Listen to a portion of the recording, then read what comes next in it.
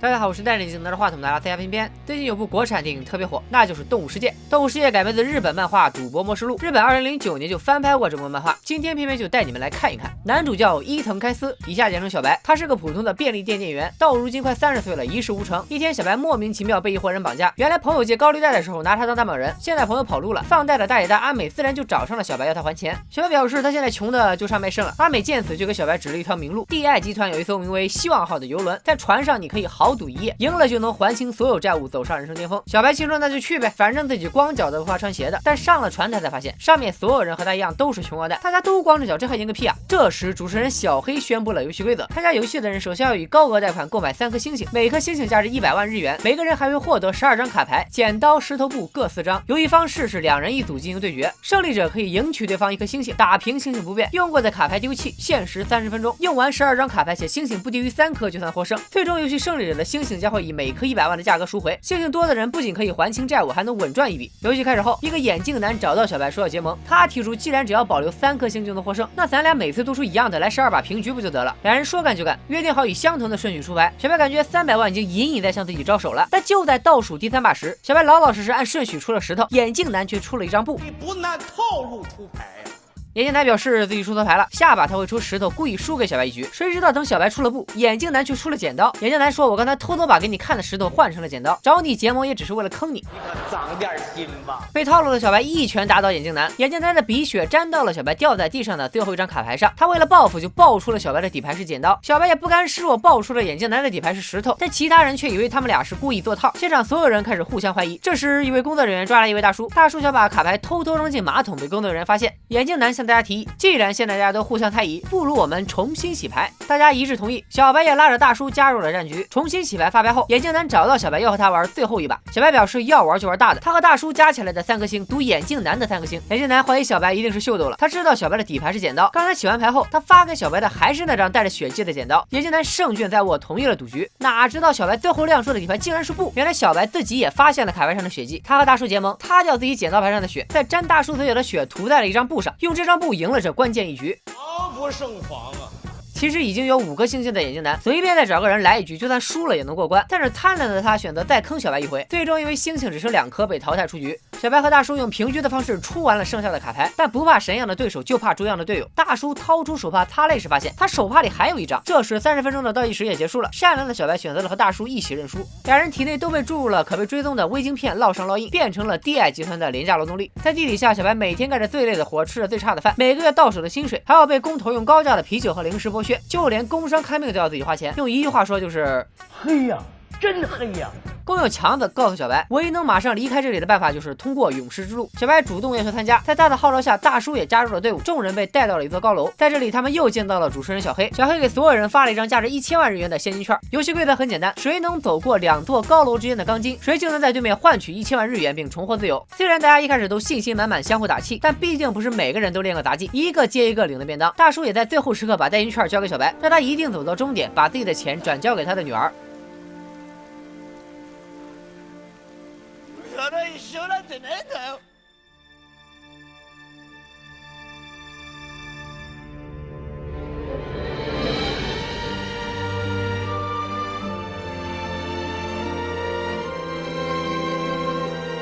落ちた。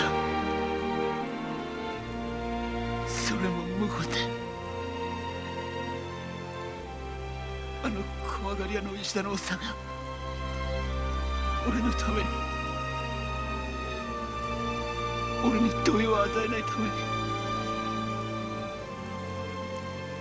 ただ黙って落ちた。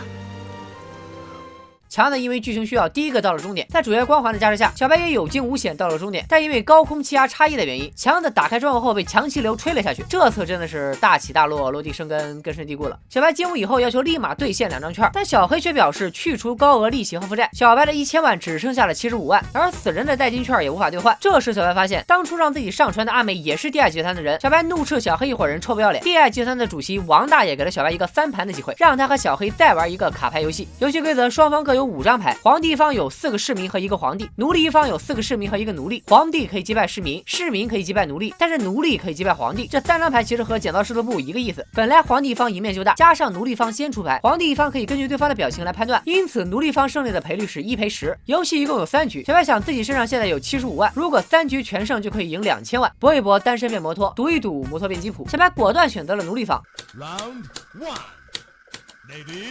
第一把游戏，前2次出牌，小白和小黑双双打平。第3次出牌，小白冒险出了奴隶牌，但小黑像是看穿了小白一样，一张士兵牌锁定胜局。KO。小白输光了所有钱，但王大爷却教训了小黑，不应该赢得这么快，而应该放长线钓大鱼。于是他又借给了小白39万，让他继续。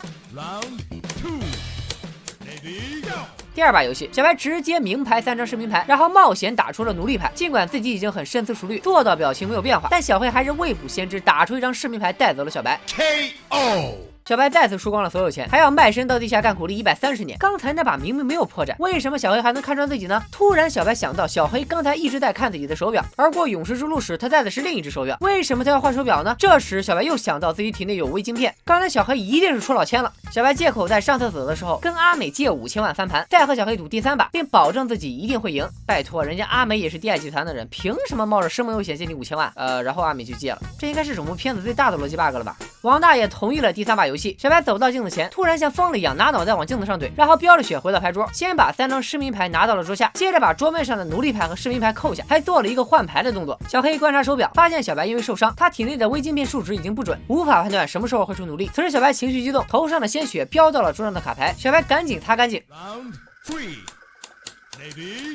没有了手表外挂，现在小黑和小白完全是凭实力在战斗。这一局的小白淡定从容，小黑却犹豫半天。第1张牌双方以市民牌平局，小白随手又打出了1张。这时小黑发现牌角有一点血迹，而刚才沾到血的不就是一张奴隶和1张市民吗？因此如果自己出皇帝，那输的概率高达50%。所以小黑选择出市民，那么有1半概率会赢，1半概率是平局，稳赚不赔。结果发现小白出的果然是市民，双方又是平局。第3张牌小白打出1张没有血迹的牌，那妥妥的就是市民了。小黑想打出皇帝拿下胜利，但因为多疑，出于谨慎，小黑还是打出了1张市民牌，结果又有平局。只剩2张牌的关键时刻，小白打出了另一张带有血迹的牌，这张肯定就是奴隶啊，只要出市民就是稳赢。但此时小黑突然想到，既然自己都能发现卡牌上的血迹，那事关生死的小白不可能没有发现。再联想到小白刚刚有换牌的动作，以及他之前在船上赢眼镜男的套路，小黑断定小白已经把奴隶换成了市民，也就是说这张带血的卡牌依然是市民。看穿小白套路的小黑激动地甩下了1张皇帝，在这万众瞩目的时刻，小白翻开牌面，居然是奴隶。原来刚才小白的换牌动作只是做戏给小黑看，实际他只拿平民牌在奴隶牌上过了一遍。就这样，小黑被送去地下做苦力，小白赢得了5亿日元。但英雄难过美人关，小白在和阿美分钱的时候被下药迷晕，阿美独自卷钱跑了。原来当初小白向阿美借钱的时候，合同上写着每10分钟30%的复利，5000万借了68分钟，现在他的钱只剩下435910元。电影的最后，小白把所有的钱连同大叔的代金券都交给了大叔的女儿。以上就是《赌博默示录》的全部内容。原著漫画是一部紧张刺激的烧脑漫画，虽然画风不那么精致，但绝对是大神级作品。这部日版的真人电影豆瓣评分7.2，不算太高。藤原龙也夸张侧火的表演风格，总让微微想到咆哮帝马景涛。轮战上剪刀石头布那段博弈戏，较原著也有很大精简，比如均衡法则，就是每个人都习惯3种牌胜的张数差不多。还有人会选择和别人结盟，贷款垄断市面上其中1种牌，而其他团伙还可以实施反垄断，买下另一种克制他的牌，并且2个团伙之间可以相互离间。这些桥段都在中国版的《动物世界》里有了很好的还原。豆瓣评分居然有7.4，我这辈子还是第一次见到内地改编日漫的电影这么高的分。推荐大家有时间可以去看看原著，没时间也可以看看这部《动物世界》。最后我必须再多说几句，10赌9输是有理论基础的，好多人抱着侥幸心理掉进了赌徒谬误的坑里。如果连输了9把，他们会认为第10把的赢面非常大。然而我可以很科学的告诉你，第10把输赢的概率只和这一把有关，和前面9把没有任何关系，这2者是相互独立事件。虽然根据大数定律，如果抛硬币的次数足够多，那么正反出现的概率会越来越接近50%。然而多少次算足够多呢？并不是10局，有可能是1000局、10000局。大部分人在赢之前早就连内裤都输没了。另外还有赌徒破产定理、马尔科夫链都证明了，如果一直赌下去不收手，最终的结局只有破产。感兴趣的请大家可以去网上查一查。总之千万不要染上赌博的恶习。好了，今天就说到这里，拜了个拜。